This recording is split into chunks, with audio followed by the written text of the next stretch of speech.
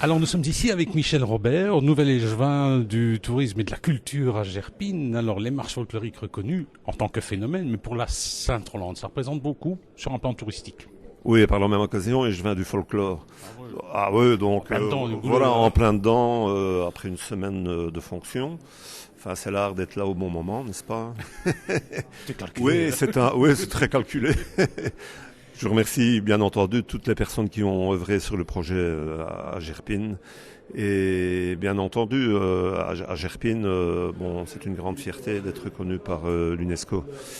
Oui, alors cela dit, vous avez quand même une base à Gerpine, c'est quand même le musée des marches folkloriques de l'Entre-Sambre-et-Meuse. Est-ce que ce n'est pas l'occasion peut-être d'entrer un dossier pour l'améliorer? C'est un beau petit musée, mais il a peut-être besoin d'une petite rénovation ou d'amélioration. Oui, effectivement, il a besoin de peut-être d'amélioration, d'être agrandi, mais tout ça, c'est des projets futurs et intéressants, s'atteler à la tâche.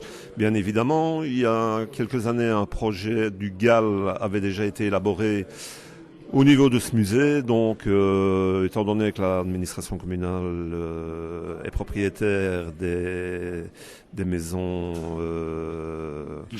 contiguës, donc oui, pourquoi pas, mais enfin, bon, vous savez qu'on est dans une période voilà, donc il y avait les élections de 2014 vont arriver, donc vous êtes encore arrivé au bon moment. C'est à ce moment-là qu'il faut aller chercher les subsides. Voilà, donc oui, tout ça peut devenir des projets très intéressants à Gerpine. Merci. Nous sommes avec Jean-Luc Fauconnier qui fait partie d'une commission qui sert vraiment d'intermédiaire entre, je dirais, le comité des marches folkloriques de la communauté française, la Fédération Wallonie-Bruxelles et l'UNESCO. Alors ce comité qui a quelque part facilité la reconnaissance des marches folkloriques de l'Entre-Sambre-et-Meuse, c'est quoi exactement? Et donc en fait, nous sommes dans un pays au fédéralisme assez compliqué.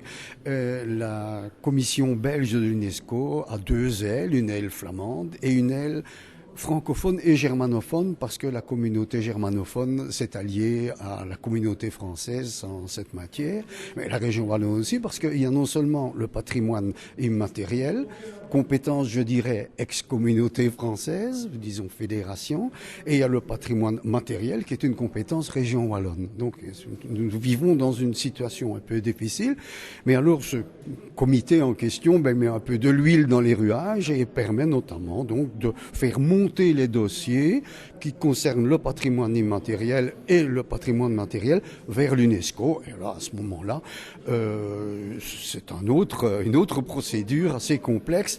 Et je dois dire ici, nous avons un expert qui représente notre commission auprès de l'UNESCO, qui est Jean-Pierre Ducastel, qui a remarquablement défendu le dossier. Et là, je dois dire une grande expérience, parce que c'est un des moteurs de la reconnaissance de la Ducasdat.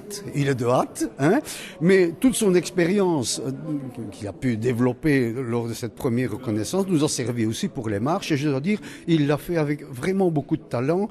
Et parce que vous savez, les choses n'étaient pas si simples que ça. Nous avions, disons, un gros obstacle, c'est que on avait émis certaines remarques concernant le dossier. Et finalement, disons, il a pu emporter le morceau avec l'aide, évidemment, quand on dit la Chine et de Grenade. C'est assez amusant de voir un tout petit État à côté d'un État mammouth qui défendent, disons, un dossier qui nous concerne. C'est très sympathique, en fait. Alors, monsieur le ministre, ça y est, le phénomène des marches folkloriques de l'Entre-Sambre-et-Meuse est reconnu. Ça fait plaisir, évidemment. Ça fait évidemment plaisir à tous les Carolos que ces marches soient reconnues, parce qu'elles font partie de notre patrimoine, de notre mémoire, de notre identité. Ce sont aussi de formidables occasions de rencontre entre des gens de toutes les origines, de tous les quartiers, et une manière de faire parler de notre région de manière très positive. Il y a eu un soutien quand même du gouvernement fédéral. Oui, le gouvernement fédéral a porté ce dossier, puisque ce sont évidemment des négociations diplomatiques. Il faut convaincre le plus grand nombre possible d'États du monde, membres de l'UNESCO, de soutenir notre projet. Donc nos diplomates ont vraiment été sensibilisés depuis des mois, et je pense qu'on peut les remercier puisqu'ils ont bien travaillé. Vous croyez que ça va apporter davantage de touristes? Je pense que si on le met bien en valeur, et maintenant c'est tout le travail qu'on devra faire entre tous les bourgmestres de la zone, c'est travailler ensemble à bien mettre en valeur ce patrimoine collectif avec le ministre wallon du tourisme aussi, pour en faire un élément d'attractivité supplémentaire de notre région.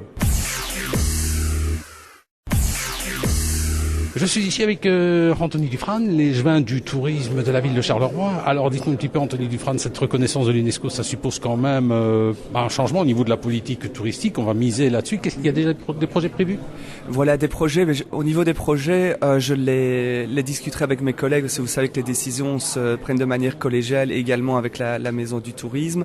Mais des projets, on en a énormément, effectivement. Mais tout d'abord, c'est un échevin du tourisme et également des fêtes, qui est du folklore, qui est triplement heureux aujourd'hui et qui félicite tout d'abord le travail de ses prédécesseurs, autant Antoine, Françoise que Ingrid, et surtout Pierre Arc qui a réussi à fédérer. Et là, on remarque vraiment que l'union fait la force, et donc réussir à fédérer ces six associations autour d'un projet. Je suis on ne peut plus heureux d'arriver ici 2 jours après ma prestation de serment. Je me retrouve avec une 3e reconnaissance UNESCO, et parmi des projets, peut-être des pistes que j'évoquerai au niveau du conseil d'administration et de mes collègues.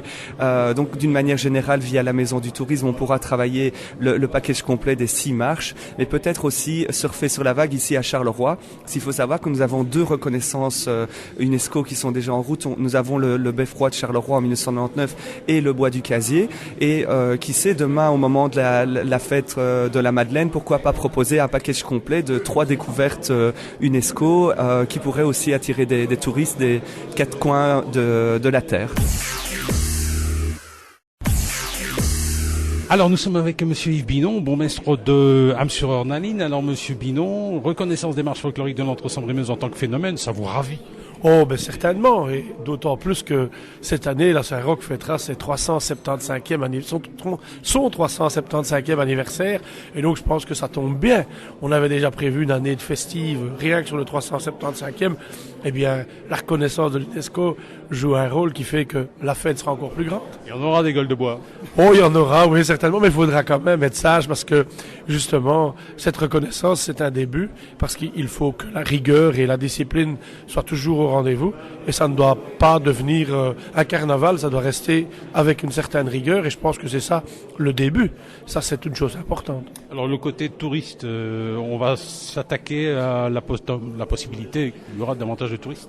Oui, certainement, mais bon, on a l'habitude de gérer la foule, entre autres à la Saint-Roch, à Toin, à Ham-sur-Ornaline, à Toin ou à la Sainte-Rolante à Gerpine. Je pense que notre zone de police est habituée là-dedans. Il faudra, bien sûr, au niveau des déchets, etc., c'est du travail, mais ne noircissons pas le tableau, on verra ce que ça donnera et on assumera, on est là pour ça. Nous sommes ici avec Philippe Buzine, bourgmestre de Gerpine. Alors, Monsieur Buzine, les marches folkloriques de l'Entre-Sambre-et-Meuse sont reconnues par l'UNESCO en tant que phénomène. Ça vous fait plaisir, évidemment? Oui, effectivement, ça fait plaisir pour l'ensemble des marches, mais aussi bien évidemment pour la Sainte-Rolante, qui est quand même un des fleurons des marches de l'Entre-Sambre-et-Meuse. Ça va changer quelque chose, peut-être? Peut-être, en tout cas pas au niveau du folklore, parce que nous sommes quand même ancrés dans la tradition depuis plusieurs siècles, puisque vraisemblablement que l'escorte armée de la procession à Gerpine date du XIIe siècle, mais peut-être au point de vue des visiteurs, des touristes, etc., des gens qui vont venir découvrir le folklore, ça va peut-être nous poser certains soucis, effectivement. Parce qu'il y a quand même le musée des marches folkloriques de l'Entre-Sambre-et-Meuse, est-ce qu'il ne va pas falloir retravailler un peu ce musée, l'adapter au fait qu'on est reconnu par une instance internationale? Effectivement, bon, voilà, le musée des marches est actuellement en ASBL et géré, je vais dire, par des bénévoles. Il y a peut-être effectivement une réflexion à avoir et peut-être développer ce musée, l'agrandir éventuellement. Nous avons des bâtiments communaux à gauche et à droite. Nous avons été prévoyants il y a quelques années en achetant ces bâtiments autour du musée qui nous permettraient effectivement d'envisager un agrandissement et peut-être une perception nouvelle du musée. Nous avons la chance d'être avec Marie-Ève Van Latem, échevine à Toin, évidemment, ça, vous êtes échevine de la culture, du tourisme aussi. Quand même, vous avez apporté pas mal de choses. Alors là, c'est du pain béni pour vous, la reconnaissance de l'UNESCO, hein, ça vous fait plaisir? Oui, c'est plus que du plaisir. En fait, on avait déjà un patrimoine qui était reconnu, qui était sur cette liste du patrimoine mondial UNESCO, c'est le beffroi. Et c'est vrai que quand on a eu cette reconnaissance, c'était déjà pour nous une merveilleuse opportunité et c'était source évidemment d'une grande satisfaction. Mais Aujourd'hui, c'est différent. Reconnaître notre marche Saint-Roch dans l'ensemble des autres marches, mais c'est reconnaître les citoyens dans leur amour de leur ville, dans leur amour de leur folklore. Parce que finalement, qu'est-ce qui fait la marche Saint-Roch? Ce sont l'ensemble des Tudiniens qui choisissent de marcher, de se rassembler, de faire cette fête le 3e dimanche de mai. Et donc, je pense que c'est la raison pour laquelle il y a eu tant d'émotions à Thoin quand on a su que cette marche était reconnue. C'est parce que finalement, les citoyens se sont vus reconnus dans ce qu'ils ont de très cher. Alors, cela dit, ce sont quand même des marches reconnues dans l'Entre-Sambre-et-Meuse. Dans l'Entre-Sambre-et-Meuse, si je ne me trompe, il y a déjà quelques maisons du tourisme. Il y a une maison du tourisme du côté de la Basse-Sambre, qui concerne évidemment la Saint-Feuillin, maison du tourisme du pays de Charleroi et celle de Tudigny. Il va falloir quand même regrouper ses forces. Il faut regrouper les forces derrière un objectif commun. L'objectif commun, ce sera de faire la promotion de ce patrimoine. Mais vous savez, ça ne dépend pas que des maisons du tourisme. Par exemple, le ministre wallon du tourisme, Paul Furlan, s'est déjà dit tout à fait prêt à soutenir les efforts de valorisation de ce patrimoine UNESCO. Donc je pense que ça va se faire au niveau wallon, ça se fera entre les différentes maisons du tourisme, ça se fera avec les offices du tourisme, ça se fera avec les villes, avec l'ensemble des comités. Je pense qu'on a dit quelque chose de très juste aujourd'hui, qui est que cette reconnaissance globale va aider à tisser des liens entre les différentes marches, entre les différents comités, finalement, entre tous les marcheurs. Et je pense que ça donne un bel exemple de fraternité qui est quand même le signe de rassemblement de toutes ces marches. Nous sommes avec Madame le bourgmestre en fonction, Françoise Aspremont. Alors évidemment, les marches folkloriques de l'Entre-Sambre-et-Meuse reconnues comme phénomène immatériel au niveau de l'UNESCO, ça vous fait plaisir? Ah, ça me fait vraiment plaisir. C'est un grand bonheur, c'est un bonheur partagé avec les différentes entités. On a porté ce dossier à bout de bras, on ne l'espérait plus, et voilà que donc on savoure vraiment cette décision qui est très très positive pour le renom de notre ville. C'est un nom maintenant, c'est une reconnaissance, il va falloir quand même essayer d'en profiter pour amener davantage de tourisme. Mais je pense que ça tombe sous le sens. Automatiquement, à partir du moment où il y a une véritable reconnaissance de nos marches, c'est clair que le public, il y aura beaucoup plus de publicité, ce sera beaucoup plus médiatisé et je pense que par conséquent, il y aura beaucoup plus de touristes et on s'en réjouira parce que quelque part, même au niveau économique, ce sera des retombées favorables. Il y aura Charleroi évidemment, mais il y aura les autres communes autour. Je crois que c'est toute l'Entre-Sambre-et-Meuse qui doit en profiter. Absolument, et je l'ai dit tout à l'heure, il faut vraiment qu'on ait une véritable amitié, une amitié solide entre nous, parce que ce sera vraiment un moteur pour faire aboutir les travaux. Alors nous sommes ici avec Monsieur Gagliardini, président de la marche Saint-Roch de Ham-sur-Eure, une marche Saint-Roch qui va célébrer, monsieur, ses 375 ans d'existence, 2013. Alors en plus de ça, reconnu par l'UNESCO, ça va être une double fête. Oui, bien sûr, c'est la cerise sur le gâteau.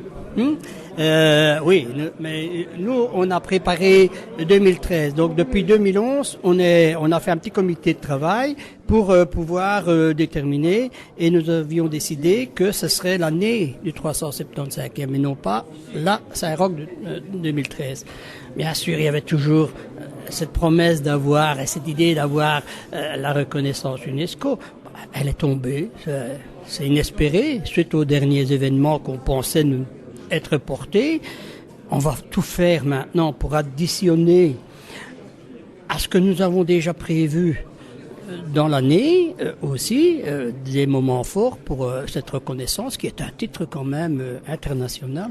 Ça fait plaisir. Et ça fait plaisir. On n'y croyait pas, on s'était vu au moment de la Madeleine, on en parlait. Ben oui, et surtout dans les derniers moments, dans les dernières semaines, il y avait des mails qui avaient tombé en disant que il y avait des critères qui étaient un peu, entre guillemets, sous-estimés. Moi, je crois pas, et j'y crois pas, moi, que on va être submergé de public. Oui, c'est vrai, mais il va se partager sur les 100 marches qu'il y a de mars à septembre. C'est pas comme s'il y en avait qu'une. Il y en a qui iront à Walcourt, il y en a qui iront à Ham-sur-Eure, il y en a qui iront à Thoin, suivant les disponibilités. Moi, j'ai déjà eu des personnes de Reims qui m'ont téléphoné. C'est en 2011. J'aurais voulu aller voir Thoin, j'ai pas su, est-ce que Ham-sur-Eure, il n'y a aucun problème, je les ai invités à la tribune. Oui, moi je pense que ça va continuer. Bien sûr, il y aura un apport d'étrangers en plus, mais il faut rester un peu... sur terre. Voilà. Monsieur le Président, merci. De rien, merci aussi. Nous sommes avec Pierre Arc, je dirais un des initiateurs, la vedette du jour, j'ai envie de dire, celui qui a défendu, qui a conçu le dossier pour la défense des marches folkloriques de l'Entre-Sambre-et-Meuse, reconnu désormais comme phénomène par l'UNESCO. Cela dit, il faut quand même être précis. Est-ce que cette reconnaissance, elle est adjugée ad vitam aeternam, ou alors c'est durant une période bien précise? Non, il n'y a pas de limitation dans le temps. Moi, j'ai pas connaissance de cela. Ce que je sais, c'est qu'une reconnaissance UNESCO, elle peut aussi être retirée. Ça, c'est sûr. Ce n'est jamais arrivé, mais c'est prévu. Si, donc, ça s'est déjà passé, notamment avec la ville de Dresde, qui a modifié le pont. Elle était reconnue en tant que site. En tant que ville, et puis parce qu'elle a elle a modifié un pont, on lui a enlevé carrément son autorisation. Mais ici, vous êtes serein pour les marches folkloriques. Oui, c'est ça. Et puis c'est un autre secteur, c'est le secteur du patrimoine immatériel. Plus difficile, hein. On l'a déjà dit sur nos plus difficile et donc qui n'est pas de même nature que le patrimoine matériel. Encore que les conditions sont très strictes aussi. On l'a bien vu avec le dossier des sites miniers, le bois du casier, etc. Pour des questions de sécurité dans une des mines, je crois que c'était à Blény. Le dossier était reporté de 2 ans, hein, donc ce sont des dossiers qui sont quand même examinés minutieusement par les fonctionnaires de l'UNESCO. Et d'ailleurs, c'est ce qui nous a valu presque notre report. Hein, donc là, je dois dire, on a. Est-ce que désormais toute marche pourrait éventuellement revendiquer le fait d'être reconnue par l'UNESCO? Si elle est reconnue par l'association des marches folkloriques de l'Entre-Sambre-et-Meuse, elle pourra afficher le logo si elle a envie. L'UNESCO, en fait, ne reconnaît que le phénomène des marches de l'Entre-Sambre-et-Meuse. Donc, le phénomène dans son ensemble. C'est un phénomène qui est limité géographiquement à l'Entre-Sambre-et-Meuse. En fait, c'est l'ancienne principauté de Liège. Enfin, ce sont le territoire qui appartenait à l'ancienne principauté de Liège. D'où la présence de Jumet. Mais donc, effectivement, n'importe quelle marche pourrait se prévaloir du label UNESCO. Bien sûr, moi je dirais n'importe quelle marche, non, il y a quand même des conditions. Pour moi, une marche doit répondre quand même à certaines conditions. La définition est donnée dans le dossier. Procession escortée. Une marche, c'est une procession escortée, donc il faut déjà au départ qu'il y ait une procession, donc qu'il y ait un fait religieux. Donc ça, c'est vrai que dans les 3/4 du temps, elles se sont folklorisées, je vais dire. Mais il faut qu'il y ait une procession dès le départ. Donc ça, c'est clair. Il faut aussi peut-être des exigences de durée dans le temps. On pourrait imaginer toute une série d'autres critères. Mais effectivement, donc la plupart des marches peuvent se prévaloir de prestigieux labels UNESCO. Nous sommes avec Gérard Monceau, vice-président des Amis de la Madeleine, les marches folkloriques de l'Entre-Sambre-et-Meuse reconnues comme phénomène par l'UNESCO. Ça fait plaisir. Incontestablement, c'est évidemment la reconnaissance d'un travail prestigieux qui était conduit par un comité sous la houlette de Pierre Arc.